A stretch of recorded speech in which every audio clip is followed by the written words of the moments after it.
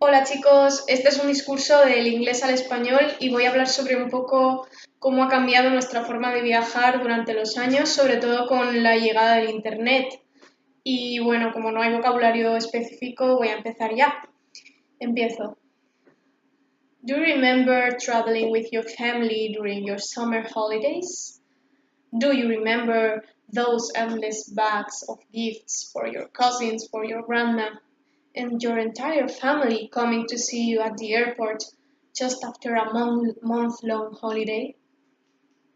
It was so different from what we do nowadays. Now, if there's a long weekend coming up, you just open an app on your smartphone and decide where you want to go. You book your flights and hotels in under 10 minutes. Technology has undoubtedly changed the face of travel and made traveling so much easier. Let's look back and decide how traveling has changed over the years. Number 1. Deciding your destination. Back then, in the pre-internet days, you'd be in a travel agent's office, buying guidebooks or taking a friend's recommendation when it came to deciding where to go. Now, you use a travel blog, social media, or even your friends' Facebook photos that inspire you to travel. 2. Booking the flight or booking the train.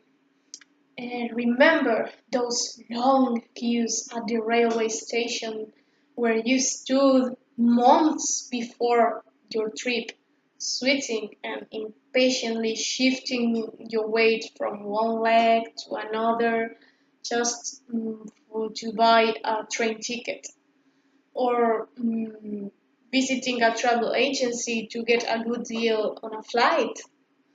Now it's much easier.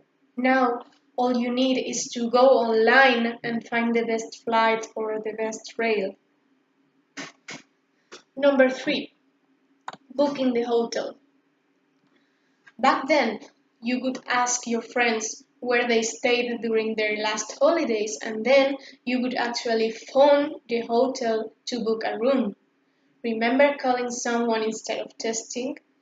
That's something we don't do anymore.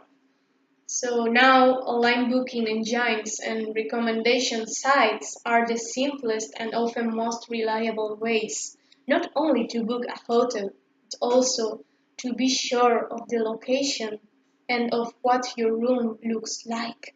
Because before, you were never entirely sure of what your hotel room looked like, and you could end up everywhere, wherever. Number 4. Learning a local language. Back then, you would carry a phrasebook or a dictionary and you would struggle with your broken English or your broken Spanish or whatever. You would end up miming and making hand gestures. But today, all you need is your smartphone and, of course, a professional interpreter. Number 5. Taking pictures. Okay, imagine you would be at the Eiffel Tower with your family, waiting for someone who looked honest enough not to steal your camera, and you would stop him or her and ask him or her to take a picture from you. Now, as if this is the age of camera phones and selfie sticks, there's no more waiting around for someone to pass by and take a picture from you, because you only need to take a selfie and upload it 5 minutes later to Facebook and wait for the comments and for the likes and everything else. Number 6, staying in touch. Remember those nice postcards and those long distance calls from the hotel reception or from a local phone booth? Staying in touch was not easy, so most people back home didn't expect to hear from you unless it was an emergency. Now, with free Wi-Fi almost everywhere and with free data roaming, you can stay in touch whenever you want. And so you can tweet a lot and check in wherever you go because, hey, if it's not online, it didn't really happen. So travel has become a long way and it only seems to be getting faster, quicker, and better. So, what are you waiting for? Take your smartphone and book your next flight.